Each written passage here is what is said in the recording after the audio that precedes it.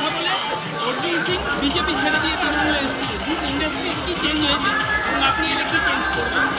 সেটা অর্জুন সিংকে জিজ্ঞেস করুন, যে জুটের জন্য আন্দোলন করেও বিজেপি থেকে তৃণমূলে এসেছিল, সেই জুট শিল্পের কতটা উন্নতি বিজেপি এই 2 বছরে করেছে, যেও আবার তৃণমূল থেকে বিজেপিতে চলে গেল। যেখানে বিজেপি সরকার পলি ইন্ডাস্ট্রিকে ইন্ট্রোডিউস করছে, জুট শিল্প ঢুকছে, জুট শিল্পকে খুন করছে বিজেপির সরকার। যে জুট শিল্পের কথা বলে অর্জুন সিং বিজেপি থেকে তৃণমূলে এসেছিল, এই 2 বছরে সেই জুট শিল্পের কতটুকু উন্নতি হলো যে উনি আবার তৃণমূল থেকে বিজেপিতে চলে গেল।